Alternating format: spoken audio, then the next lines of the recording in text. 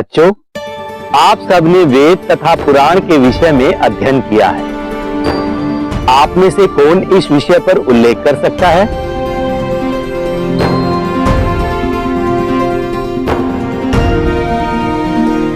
गुरुदेव, हमारे शास्त्रों में कहा गया है, वेदो अखिल धर्म मूलम।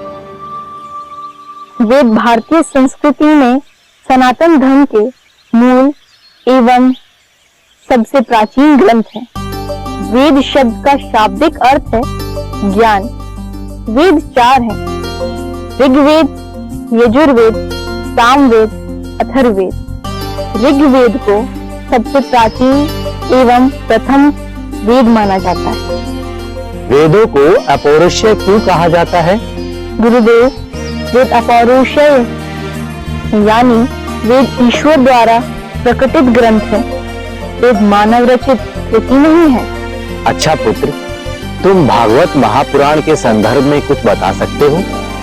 गुरुदेव, श्रीमद् भागवत महापुराण आयु, आरोग्य, पुष्टि, सिद्धि तथा मोक्ष प्रदान करने वाला एक दिव्य ग्रंथ है और इसकी सबसे बड़ी विशेषता यह है कि इसमें मुक्ति से भी आगे जो भगवत प्रेम है उस पर विशेष रूप से प्रकाश डाला गया है।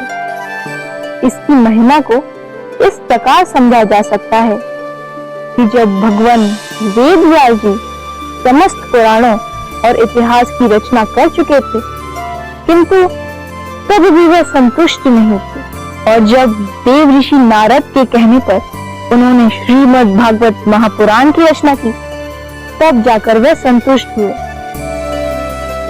और इसी दिव्य ग्रंथ का उपदेश सृष्टि के प्रारंभ में सर्वप्रथम भगवान श्री नारायण ने ब्रह्मा जी को दिया था।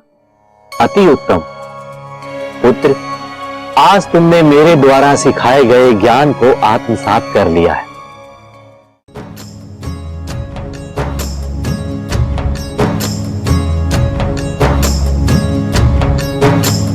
नियम से सोना, नियम से जगना, नियम से सब कुछ करना है। नियमानंद जो नाम रखा तो नियम का पालन करना है। नियम का पालन करना है।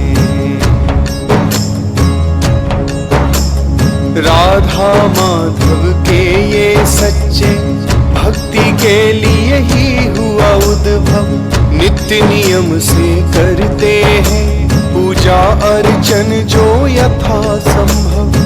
ईश्वर के उपासक हैं ये, रास नाता है ये वैभव। श्रद्धा भक्ति प्रेम की शक्ति से संसार में सब कुछ संभव। मात पिता और सभी बड़ों की आज्ञा का पालन करना है। गुरुकुल भी आते जाते अभ्यास नियम से करते हैं।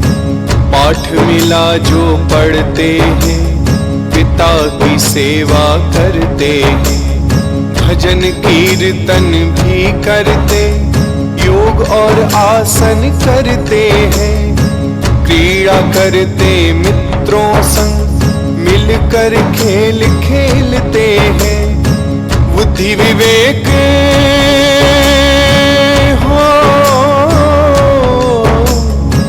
बुद्धि विवेक वही देते जिसको संचालन करना है। नियमानंद जो नाम रखा तो नियम का पालन करना है। नियम का पालन करना है।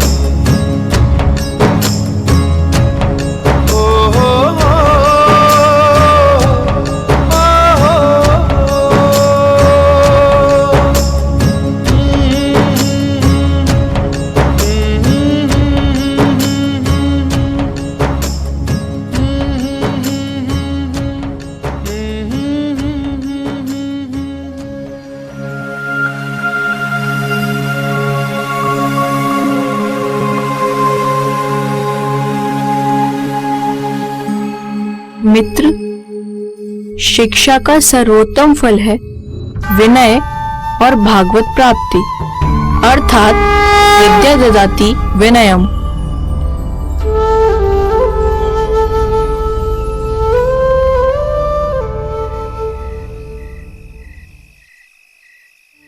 बोलो बाके बिहारी लाल की जय।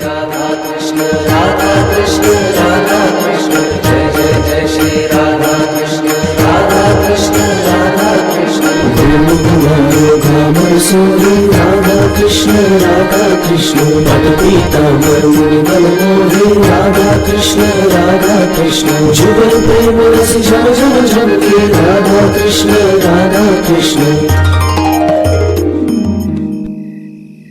देवी भागवत में राधा रानी की महिमा का वर्णन है जो सर्वोपरि है।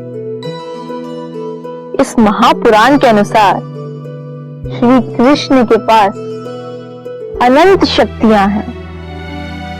इनमें से दो मुख्य शक्ति हैं। पहली ऐश्वर्य शक्ति और दूसरी माधुर्य शक्ति। उसी माधुर्य शक्ति की अधिष्ठात्री देवी है श्री राधा रानी। बाकी समस्त शक्तियां श्री कृष्ण के अधीन हैं और स्वयं श्री कृष्ण राधा रानी के अधीन है।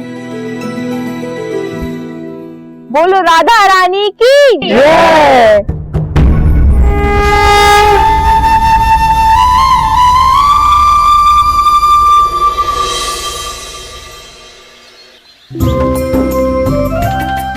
आज गैया चराने में इतनी धूल उड़ी, मेरे वस्त्र मैले हो गए। हाँ मेरे भी, अभी तो स्नान किया था, सब बेकार। देखो मेरे वस्त्रों में भी धूल लग गई है। नियमानंद, तुम्हारे कपड़े भी तो मैले हो गए, तुम्हें तनिक भी चिंता नहीं है? नहीं, ये तो गाय की धूल है। गाय की धूल शरीर पे लगने से सब पवित्र हो जाता है। साक्षात भगवान श्री कृष्ण भी इसी धूल में लौटते थे। गाय तो हमारी माता है। गाय के चरणों की धूल हमारे लिए माता का आशीर्वाद स्वरूप है। सत्य कह रहे हो नियमानंद, हमसे बड़ी भूल हो गई। कोई बात नहीं।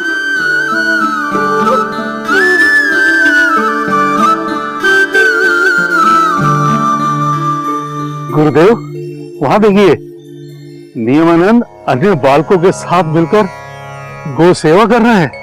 उन्हें देखकर ऐसा प्रतीत हो रहा है मानो स्वयं बाल कृष्ण अन्य सखाओं के साथ मिलकर क्रीड़ा कर रहे हो।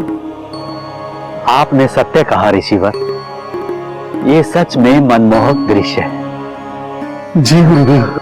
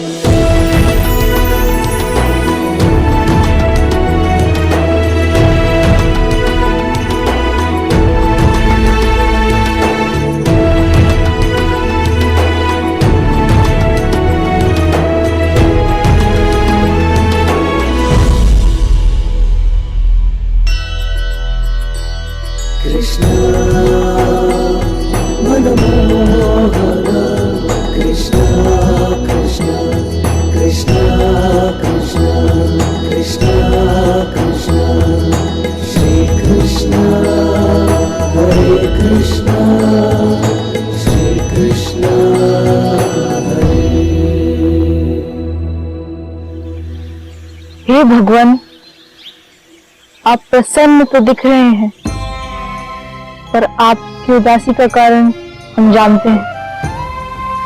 हमसे आपका दुख देखा नहीं जाता।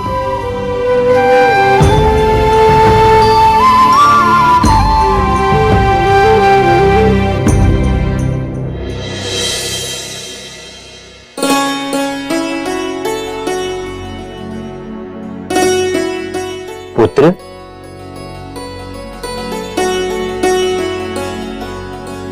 क्या हुआ? तुम बहुत उदास दिखाई दे रहे हो। क्या हुआ मेरे लाल को? इतना दुखी क्यों है? बताओ पुत्र, किस बात का कष्ट है तुम्हें? पिताश्री, आज मैंने मंदिर में देखा कि ठाकुर जी बहुत उदास थे और मुझे लगा उनकी आंखों में आंसू थे।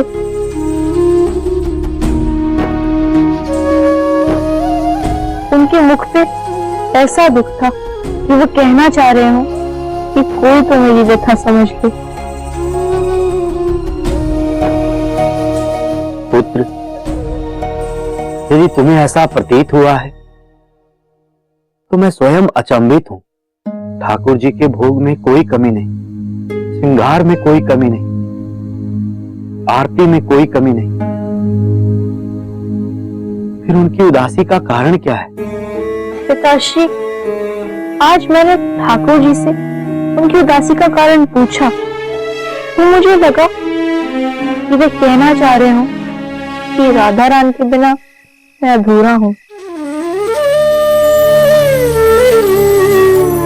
कृष्ण प्रसन्न न बिन राधा के, ऐसे बिना कृष्ण राधा। वेद पुराण शास्त्र सब साक्षी, एक बिना दूजा आधा। परम गोप्य रस तत्व अनादि, परम सत्य नित दो तन धर। सदा विहार करे वृंदावन, नहीं विराम होता पल भर, नहीं विराम होता पल भर। पुत्र, सब कुछ जानते हुए भी हमने कभी इस बात पे ध्यान ही नहीं दिया। हम समझ ही नहीं पाए कि बिना राधा के श्याम कैसे प्रसन्न रह सकते हैं। किंतु अब मैं विलंब नहीं करूंगा।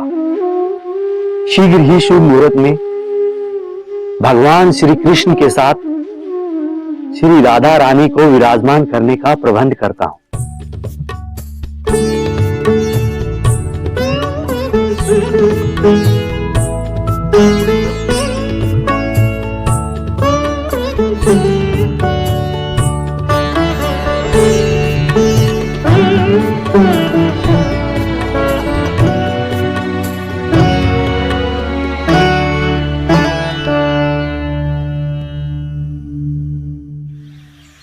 राधा माधव की जय, माधव की जय। युगल रूप में राधा माधव, मंदिर रहे विराज। अष्ट धातु की प्रतिमा विधिवत, हुई प्रतिष्ठित आज। शक्ति स्वरूपा संग में शोभित, जगपालक अधिराज। सुंदर छवि मनोहर रूप, राधा संग गिरिराज। बने देवता भी है साक्षी, जुटा है आज समाज। ध्यान में डूबे नियमानंद, भक्ति का अद्भुत काज।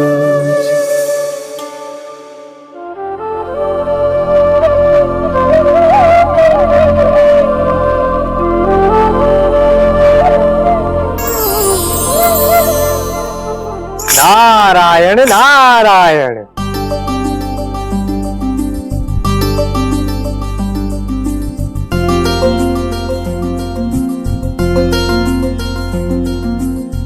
प्रणाम देवर्षि।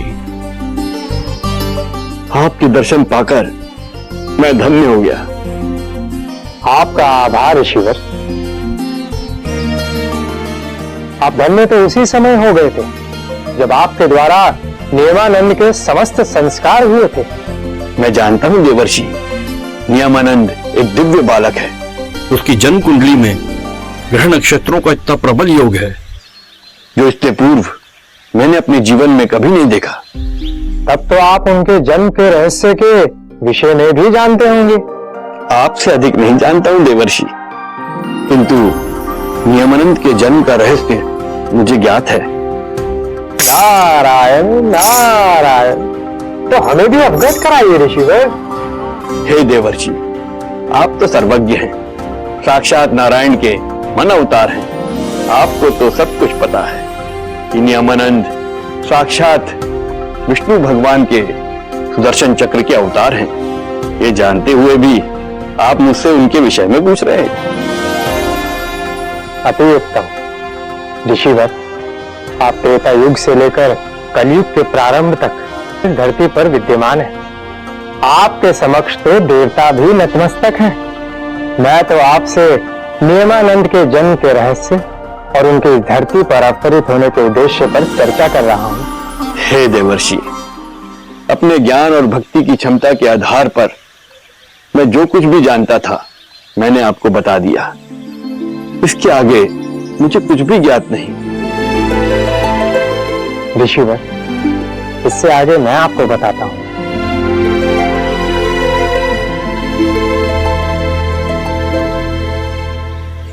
ये बात नेमानंद के जन्म से पूर्व की है। नेमानंद केवल भगवान विष्णु के सुदर्शन चक्र का ही अवतार नहीं है, बल्कि गोलोक से परे वृंदावन में निवास करने वाली श्री राधा रानी की परम सखी रणदेवी का भी अवतार है। हे परमात्मा, किंतु ये कैसे संभव है देवर्षि? ऋषिवर, सुदर्शन चक्र के अवतार की कथा तो आप जानते हैं। अब रणदेवी के अवतार की कथा मैं आपको बताता हूं।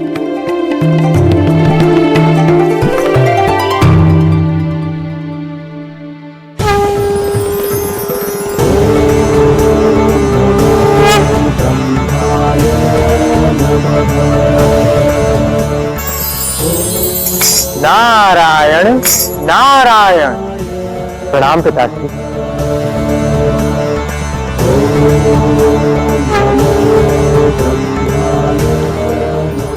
आयुष्मान भव पुत्र, सर्वत्र तुम्हारा यश हो। कहो नारद। मैं बहुत व्यथित हूं पिताश्री। संसार में प्राणियों को पीड़ित देखकर दुखी हूं। मानव जाति में आपस में प्रेम और भक्ति समाप्त हो चुकी है। रिश्तों में मधुरता नहीं है, केवल स्वार्थ है। इस संसार में प्रेम और भक्ति का सृजन कैसे किया जाए? नारद, यह कलयुग है पुत्र, और कलयुग का यह धर्म है कि मनुष्य को ईर्ष्या, द्वेष, दुख, अकाल मृत्यु, युद्ध और विनाश सहना ही पड़ेगा। मैं इसे बदल नहीं सकता पुत्र।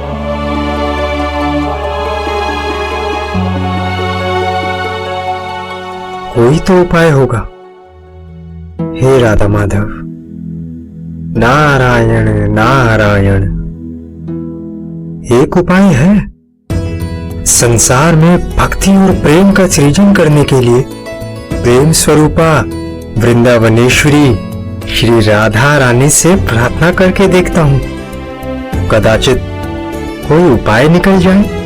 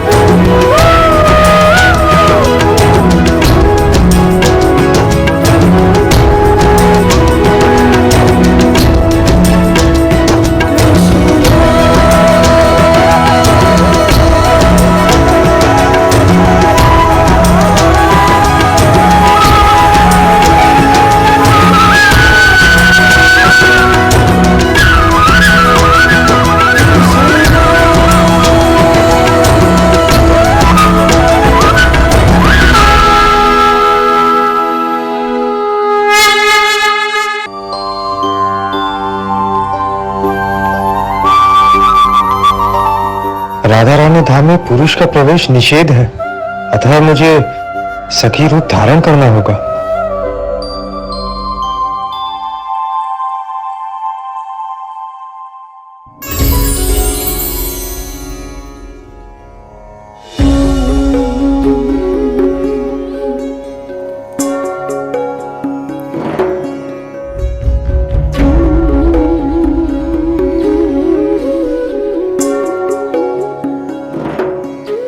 राधे राधे।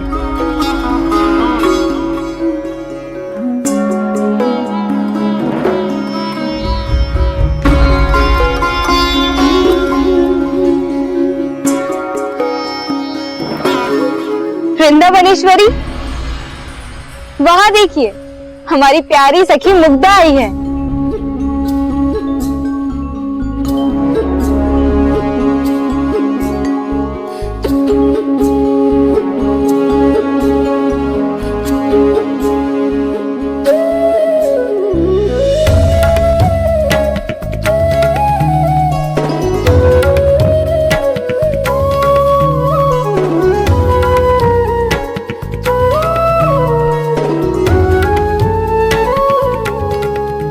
परम कृपालुवे श्री सद्गुरु भगवते नमो नमः। जय श्री राधे, जय श्री कृष्ण। हमारे सनातन धर्म में तिलक की बहुत महिमा है, सभी संप्रदायों में, चाहे वो वैष्णव संप्रदाय हो, चाहे शैव हो, शाक्त हो, सौर्य हो, गाणपत्य हो, बिना तिलक धारण किए सच बात तो यह है कि पूजा का भी अधिकार नहीं।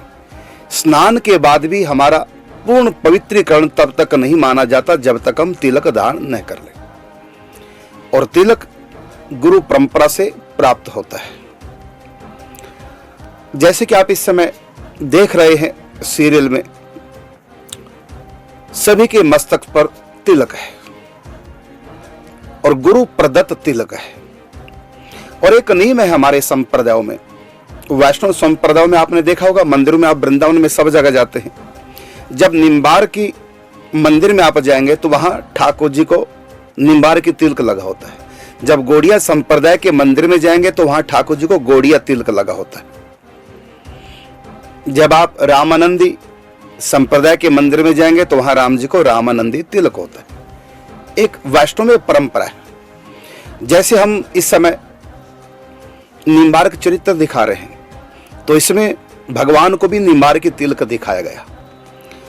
और जब हम गौड़िया संप्रदाय के किसी संत का चरित्र दिखाएंगे, भगत का चरित्र दिखाएंगे, तो उसमें जब भगवान नारायण को दिखाएंगे तो वहां गौड़िया तिलक दिखाएंगे।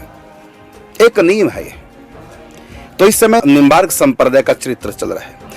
और एक बात और मैं बताना चाहूंगा कि जो निम्बार्क संप्रदाय है, तो भगवान निम्बार्क से पहले इस संप्रदाय का नाम सनक संप्रदाय था, क्योंकि सनकादिकों से प्रारंभ हुआ। भगवान श्री राधा माधव का सम्मिलित श्री वपु हंस अवतार के रूप में प्रकट हुआ, और आपने दीक्षा दी है सनकादिक ऋषियों को, और सनकादिक ऋषियों ने शिक्षा, दीक्षा, तिलक और श्री राधा सर्वेश्वर की सेवा देवऋषि नारद जी को दी है। और देवऋषि नारद जी ने श्री राधा सर्वेश्वर की सेवा, शिक्षा, दीक्षा, तिलक आदि श्री निम्बारकाचार्य जी को दिया। तो पृथ्वी लोक में श्री निम्बारकाचार्य जी से यह सनक संप्रदाय निम्बार्क संप्रदाय के नाम से प्रसिद्ध हुआ है। और आचार्य श्री निम्बार्क से पहले दीक्षा देवऋषि नारद जी ने उनके पिताजी को दी थी भगवान के संकेत पर, ये आपने देखा। तो जब दीक्षा देते हैं उस समय 5 संस्कार होते हैं, तो 5 संस्कारों में तिलक भी एक संस्कार है।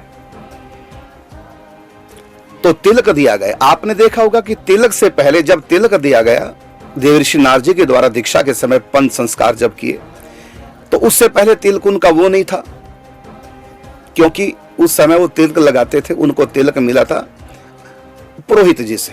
तो उनको तिलक मिला था उस समय श्री अहिर बुधन जी से। और अब जब उनकी दीक्षा हुई, 5 संस्कार हुए, तो अब देवऋषि नारद जी ने तिलक दिया। तो देवऋषि नारद जी का तिलक निम्बार की होगा।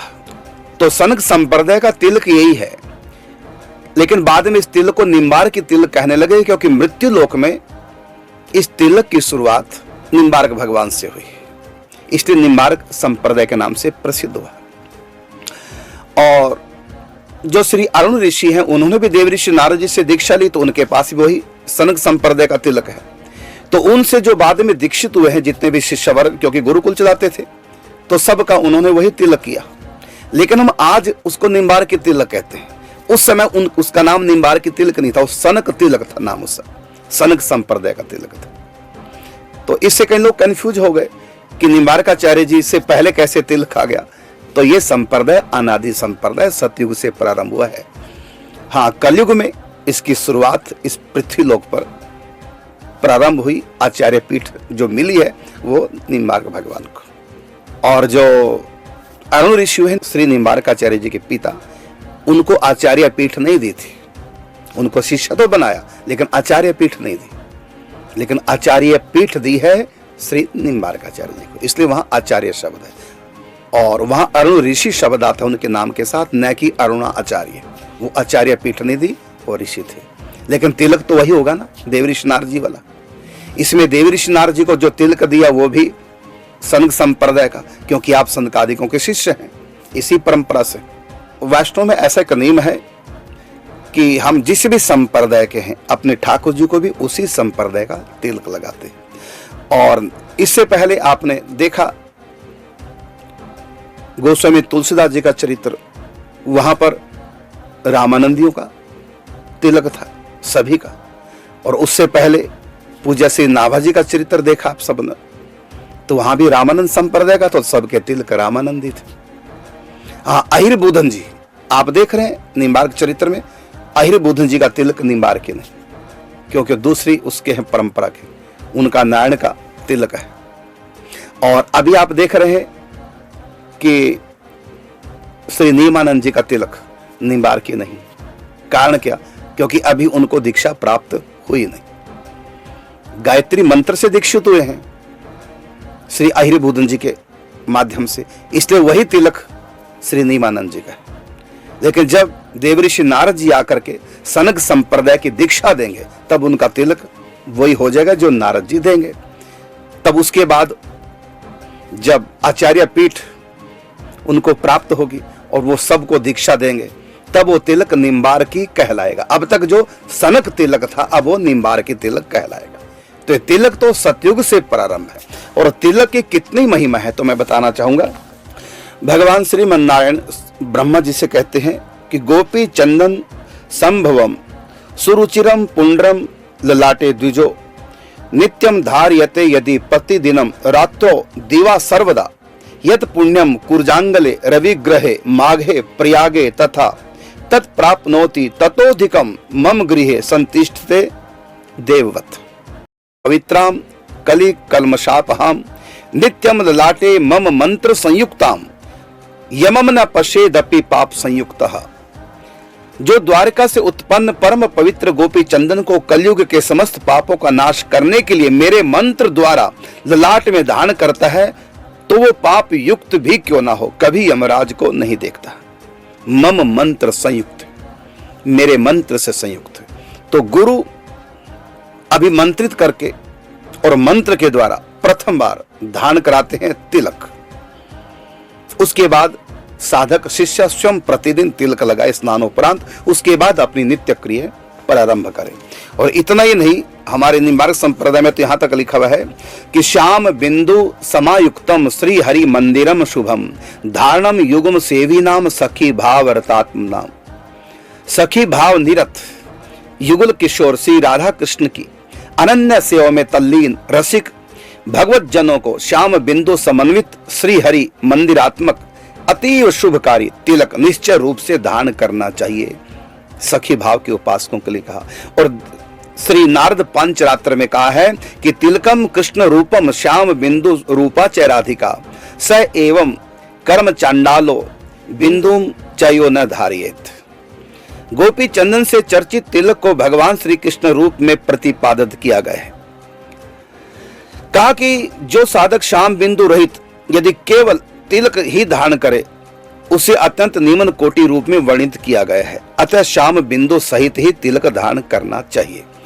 ये बताया है निम्बार्क की तिलक के बारे में। ऐसी हर संप्रदाय का तिलक है। तो हम जिस भी संप्रदाय के संत का, भगत का चरित्र दिखाएंगे, उसी संप्रदाय का तिलक उनको लगाएंगे। जैसे निम्बार्कियों के आश्रम में जाओ, वहां सबके तिलक निम्बार्की मिलेंगे। रामानंदियों के आश्रम में जाओ, वहां सबके रामानंदी तिलक मिलेंगे। गौड़ियों के आश्रम में जाओ, वहां सबके गौड़िया तिलक मिलेंगे। राधा बल्लभी आश्रम में जाओ तो वहां सबके राधा बल्लभी तिलक मिलेंगे। इसी प्रकार ये चरित्र इस समय निम्बार्क चरित्र है। इसमें जितने भी संत साधु हैं, भक्त हैं, सब निम्बार्क संप्रदाय के, सनक संप्रदाय के, इसलिए सबके तिलक निम्बार्की हैं। हमने कहीं भी कोई पक्षपात नहीं किया। आपने देखा होगा जब गोस्वामी तुलसीदास जी का चरित्र दिखाया और पूज्य नाभाजी का चरित्र दिखाया, वो रामानंदी थे दोनों, तो वहां जितने भी साधु संत सब रामानंदी तिलक धारण करने वाले थे। तो हम कहीं भी पक्ष नहीं कर रहे हैं। जहां जिस भी संप्रदाय का हम चरित्र दिखाएंगे, उसी संप्रदाय का तिलक, उसी संप्रदाय की वेशभूषा, जैसा कि हमको ग्रंथों से उपलब्ध हुई है और जैसा कि हम कई बार फोन करके भी पता कर लेते हैं। यहाँ तक कि जब हम पूज्य श्री नाभाजी अग्रदेवाचार्य जी की वेशभूषा का निर्णय ले रहे थे, हमने स्पेशल फोन किया रामानंद संप्रदाय के संतों से कि हम किस रंग की वेशभूषा दें, रुंड मुंड दें कि जटाधारी दें। इतना हम इंक्वायरी करके तब दिखाते हैं। तो फिर बताया कि एकदम भद्र सिर होना चाहिए, अग्रदेवाचार्य जी का भी और श्री नाभाजी का भी, और गेरुआ वस्त्र हो। तो जैसा हमको बताया गया, रामानंद संप्रदाय से फोन करके हमने पता किया, वैसे ही हमने किया। तो हम बड़ा ध्यान रख रहे हैं बारीकियों का। फिर भी कोई गलती कहीं हो तो उसके लिए हम अवश्य क्षमा चाहेंगे।